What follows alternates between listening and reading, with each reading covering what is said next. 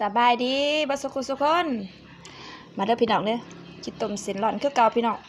ต้มเส้นร้อนแซ่บๆแกมผักสลัดเก่าค่ะพี่น้องผักสลัดเป็นหอมป่นเก่าค่ะข้างตู้ได้มือได้พี่น้องเอามาเสิร์ฟละแซ่บๆคือเก่าพี่น้องมา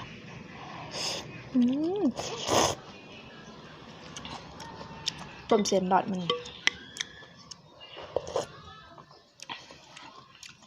ต้มเองแซ่บเองพี่น้อง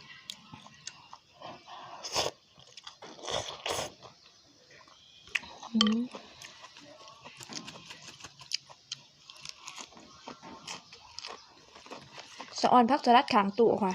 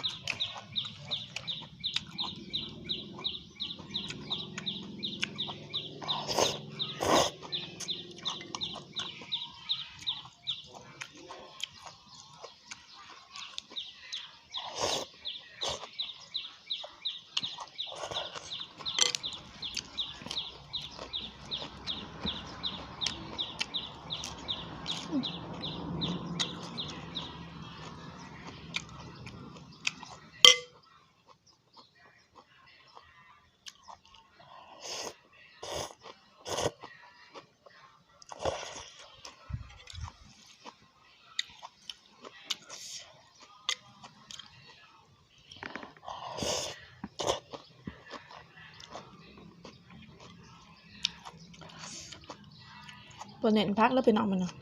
เย็นเส้น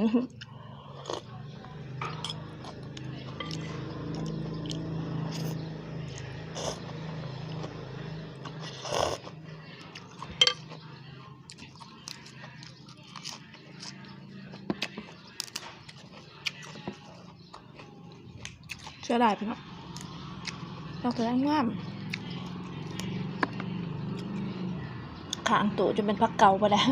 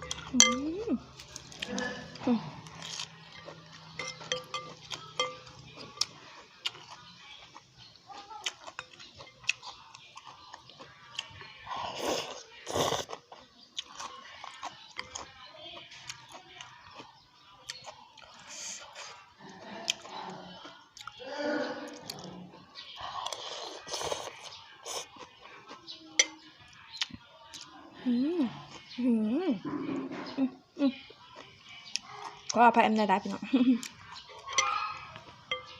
เสียงมันขาดพักขาดแกวค่ะ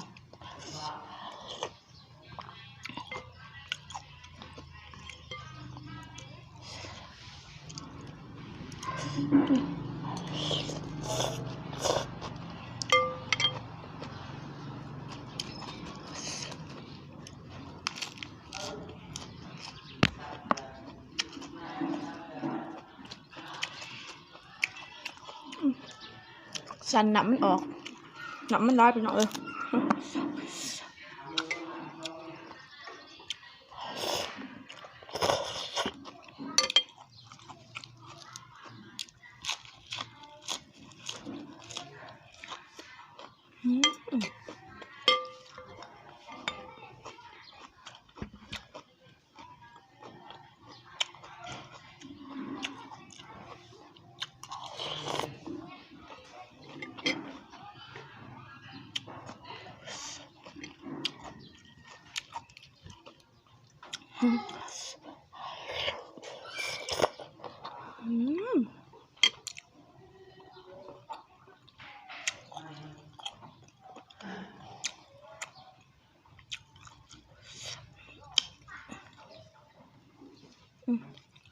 กระดูกนะ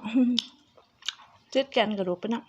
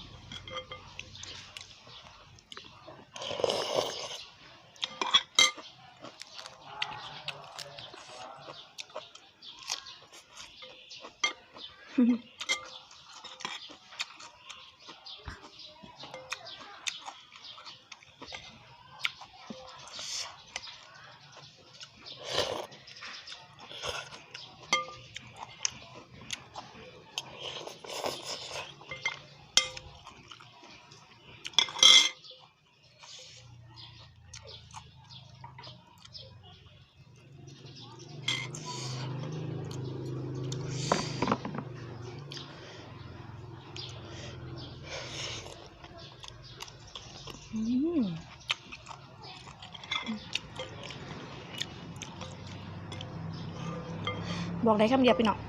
แซ่บแซ่บได้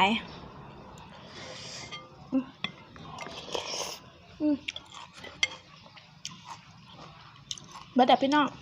ขอขอบคุณขอบใจได้เด้อผู้ใดที่เข้ามาเบิ่งมาติดตามจนจบคลิป ฝากกดติดตามกดไลค์กดแชร์เป็นกำลังใจในเด้อพี่น้อง